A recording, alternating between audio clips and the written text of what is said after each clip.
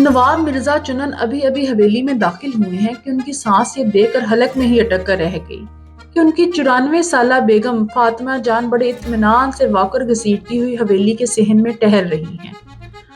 یہ کیا؟ یہ تو مرنے کا نام ہی نہیں لے رہی۔ مرزا دل ہی دل میں سوچ کر بری طرح جھنجھلا کر رہ گئے، کیونکہ وہ تو بیگم جان کا کفن خرید کر قبر کی جگہ بھی دیکھ آئے تھے۔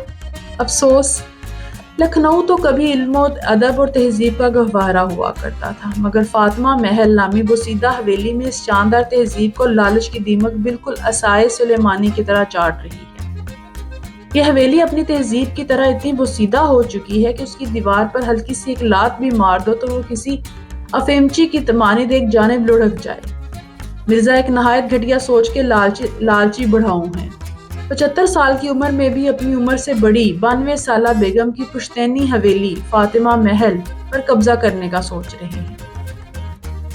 حالانکہ مرزا کی اولاد بھی کوئی نہیں، مگر لالچ کی حد یہ ہے کہ وہ حویلی پر قبضہ کرنے کے خواب کی خاطر یہاں تک جانچ پڑتال کر چکے ہیں کہ بیگم کے قریبی اور خونی رشتہ دار بھی سب کے سب فوت ہو چکے ہیں یا نہیں۔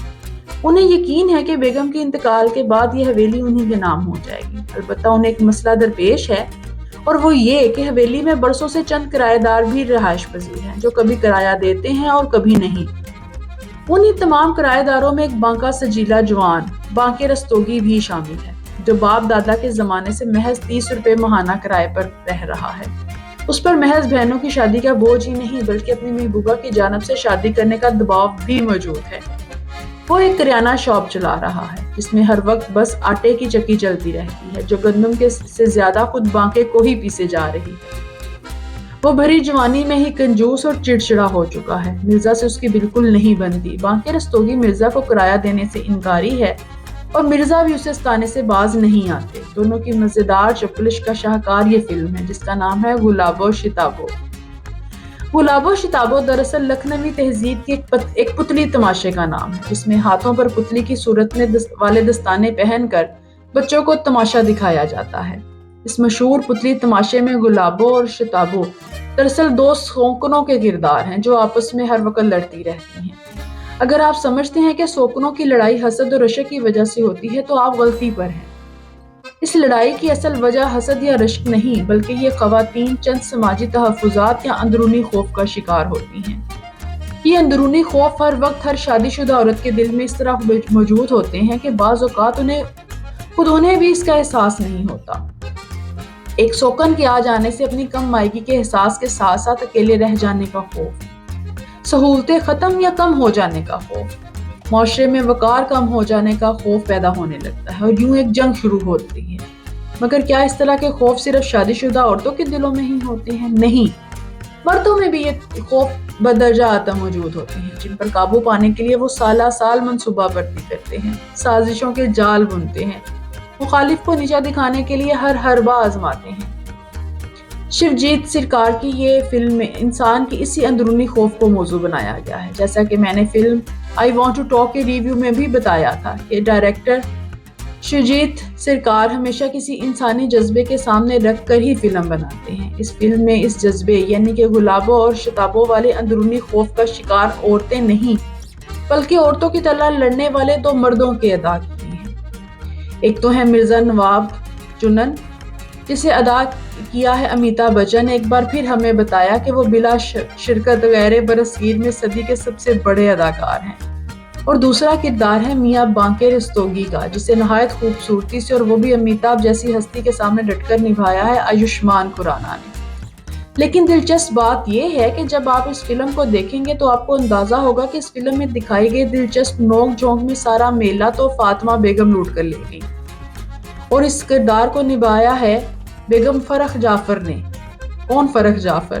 میں جانتی ہوں آپ میں کئی لوگوں نے یہ نام بھی شاید پہلی بار سنا ہوگا، کیونکہ فرخ جعفر نے بہت کم اور بہت ہی چنیدہ فلموں میں کام کیا۔ آپ کو سلیمان خان کی فلم سلطان میں سلمان خان کی دلچسپ رانگڑی زبان بولنے والی دادی تو یاد ہی ہوں گی۔ ہاں، وہ ریکھا والی فلم امراؤ جان کا مجرا، یہ کون سا دیار ہے بھی یاد ہوگا آپ سب کو۔ فیض آباد کے محلے میں پیپل کے درخت تلے ہونے والے امراؤ جان کے مجرے کے وقت گھر کے دروازے پر پڑی چلمن کے دوسری جانب بیٹھی اپنی ہی گلی میں اپنی بچھڑی ہوئی بیٹی کا مجرا سننے والی دنیا کی اداس ترین ماں، وہ بھی تو بیگم فرخ جعفر ہی تھی۔ یوں سمجھیے کہ جہاں خالص لکھنوی لہجے میں اردو بولنے والے کردار کی ضرورت ہو، وہاں بالی ووڈ کے ہدایت کاروں کی اولین چوائس بیگم فرخ جعفر ہی ہوا کرتی تھی۔ تھی کا سیگا اس لیے استعمال کیا کہ 2021 تک ہم انہیں لکھنوی تہذیب کی آخری نشانیوں میں سے ایک نشانی کہہ سکتے تھے۔ افسوس وہ اب ہم میں موجود نہیں۔ 2021 میں ان کا انتقال ہوا۔ 2020 کے فلم فیئر ایوارڈز میں بیگم فرخ جعفر کو بہترین معاون اداکارہ کا ایوارڈ زیر تبصرہ فلم گلاب و شتابوں کے لیے دیا گیا، جو کہ کسی بھی معمر ترین اداکارہ کو ملنے والا واحد ایوارڈ ہے۔ یوں تو فلم میں وجے راز اور ورجندرا جیسے سنجیدہ کامیڈین بھی موجود ہیں، مگر مرزا اور بانکے کے بعد فاطمہ محل کی مالک فاطمہ بیگم اس فلم کا تیسرا دلچسپ کردار ہے۔ فلم کی ریلیز پر کووڈ-19 کی نحوست کے سائے بھی منڈلائے، جس کی وجہ سے اسے سینما کی بجائے OTT پلیٹ فارم پر ریلیز کرنا پڑا۔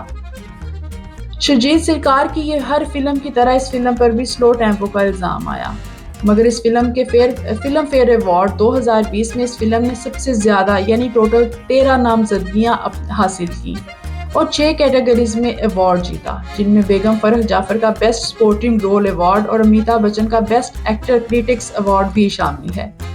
فلم دیکھتے ہوئے آپ کو احساس ہوگا جیسے آپ اردو ادب کا کوئی کلاسک ناول یا افسانہ پڑھ رہے ہوں۔ شرجیت سرکار کا یہی انداز کم از کم میرا دل ہر بار موہ لیتا ہے، اس لیے میں اس فلم کو دے رہی ہوں 5 میں سے 4 سٹار۔